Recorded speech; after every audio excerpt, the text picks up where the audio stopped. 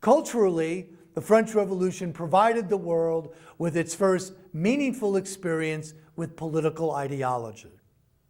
The word and the concept it expressed were revolutionary in origin. Indeed, it was Napoleon, a man who had no truck with idle thought, who called the intellectual system makers of the late 18th century ideologues, abstractionists, or, as we have heard in recent years, eggheads.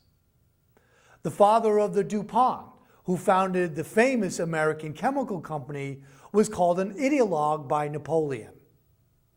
And this, Pierre Samuel Dupont de Nemours, spent a lifetime drawing up constitutions, writing letters, while also finding time to offer a learned paper to the American Philosophical Society on the language of ants, and to inform his son that gout was the disease of the intellectual. However, DuPont was not a brilliant mind, and Napoleon was an opinionated soul. Despite these two figures, ideology triumphed. It directed the French Revolution, and it soon grew like roses on a bush or the heads of a hydra, a matter of outlook, of course, to provide the 19th century with an unusual number of competing theoretical social systems.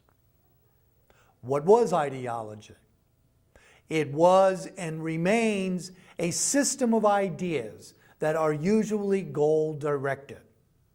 Thus, it is a theoretical explanation of the world's situation and a prescription for improvement or radical change of that situation. In this sense, ideology is rooted in historical consciousness, in an awareness of mankind's progress through time and how that progress might be redirected toward an alternate objective. Most ideologies are, therefore, fundamentally political. Bright descriptions of the means and methods by which the instruments of revolution, party, or government ought to be used for the purpose of social change. Ideology is, in a way, the secular equivalent of theology. It directs the believer's attention to a perfected future when present woes will have dissipated and social harmony will reign. The future, therefore, holds the promise for the ideologue that heaven holds for the devout, religious-minded individual. The introduction of ideology into the modern world was one major effect of the new secular spirit of the 18th century. Once society was deemed to be man-made, and here the influence of the Enlightenment is noticeable, then it could be changed. Ideology was the prescription. And the force of ideology was felt throughout the modern era. In rhetoric and institution, the French Revolution was a liberal revolution in which the liberty of the individual was proclaimed, private property was respected. Later, when Napoleon announced his doctrine of careers open to talent, he was following revolutionary thought and also anticipating the Horatio Alger theme of pulling yourself up by your bootstraps.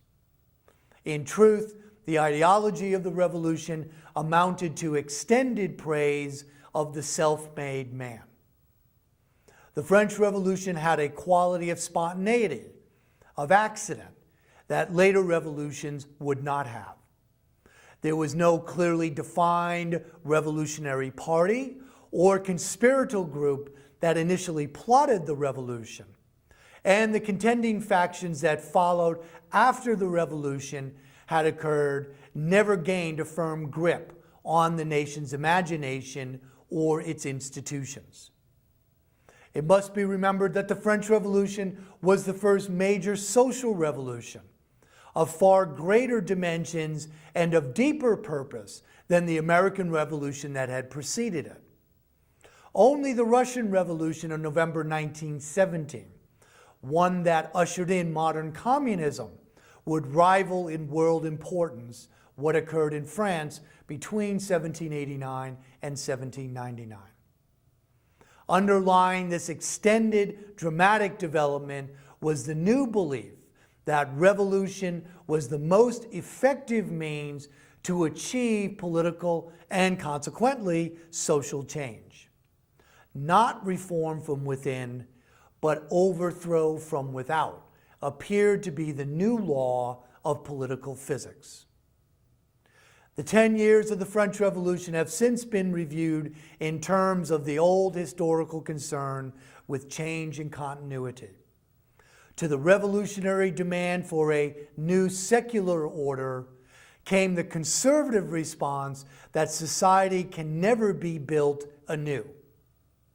According to this interpretation, we are all inescapably part of our own age, historically determined, hence socially indebted to previous generations. The usual analogy made to support this argument was that of a house. The present occupant can renovate, alter, add new wings, but if an attempt is made to remove the foundation, the whole structure will collapse. At the basis of the debate over what the French Revolution could and did accomplish is to be found the 19th century concern with liberalism and conservatism. To sweep away the old and begin the new was the liberal solution. It was predicated upon the assumption that human nature was essentially good, mankind essentially rational, and the purpose of life the pursuit of earthly happiness. To respect the past, to work within the social structure that now exists so that it is modified, not destroyed, was the conservative solution. It was predicated upon the assumption that human nature was weak, mankind essentially selfish, and the purpose of life the search for social stability and order. Equally enduring as a historical problem was the position of the French Revolution on the time scale. Was the revolution the end of one era, or was it the beginning of another?